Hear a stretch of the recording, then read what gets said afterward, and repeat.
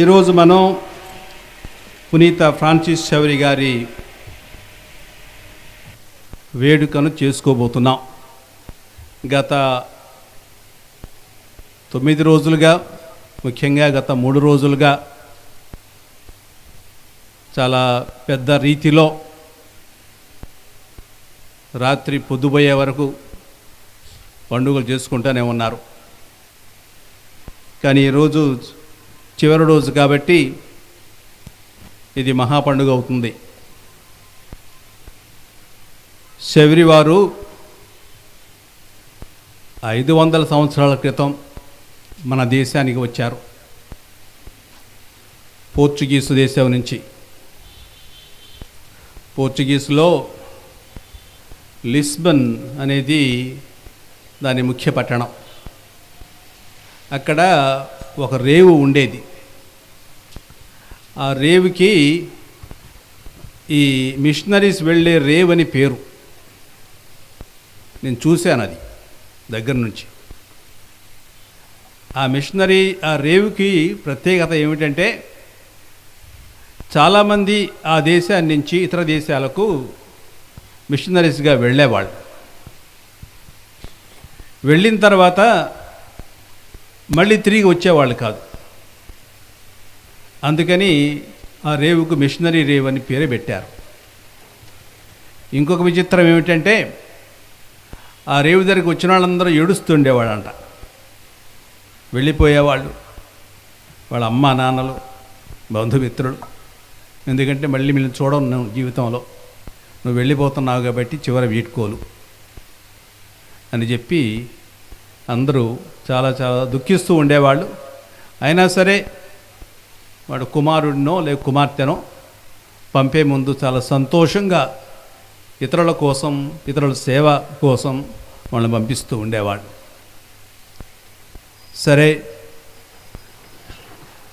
Francis saviour వారు అక్కడి నుంచి వచ్చారు. అసలు మళ్ళీ మీకు చెబుతాను కొన్ని విషయాల తర్వాత. వచ్చిన తర్వాత మన భారతదేశం వచ్చి ముఖ్యంగా ఆ పశ్చిమ తీర ప్రాంతాల్లో, అలాగే కొంతవరకు మళ్ళా కొన్ని మిగిలిన ప్రాంతాల్లో కూడా ఆయన వాక్యబోధ చేశారు. ఆ వాక్యబోధ చేయడం మూలంగా అప్పటి నుంచి క్రైస్తవం ఆరంభమైంది అక్కడ.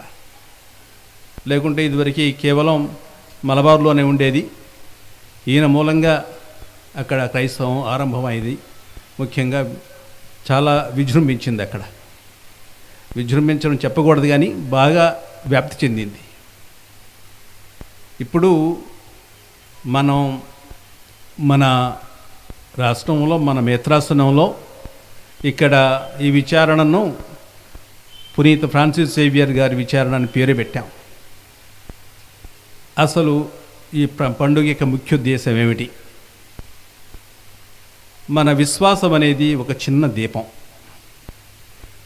ఇంట్లో ఒక చిన్న దీపం ఎట్లా వెలిగిస్తుందో అలాగే విశ్వాసం కూడా మన జీవితానికి వెలిగిస్తుంది. ఆ విశ్వాస దీపాన్ని వెలగనీయాలి జీవితంలో. ఇది ముఖ్యంగా ఇక్కడున్న ప్రజలు నేర్చుకోవాల్సింది. మన విశ్వాస దీపాన్ని వెలగనీయాలి. గాలి వస్తుంది, లేకుంటే లేనిపోయిన తుఫాన్లు వస్తూ ఉంటాయి, లేకుంటే దేనో మూలంగా ఏదో ఒకటి గాలి వీస్తూ ఉంటుంది. ఆ దీపం ఆరిపోకుండా మనం జాగ్రత్తగా పడాలి. ఆ విశ్వాసం అనేది మన జీవితంలో ఉంటే మన జీవితాన్ని కూడా, మన జీవితం సార్థకమవుతుంది. దానికి కూడా ఒక అర్థం ఉంటుంది.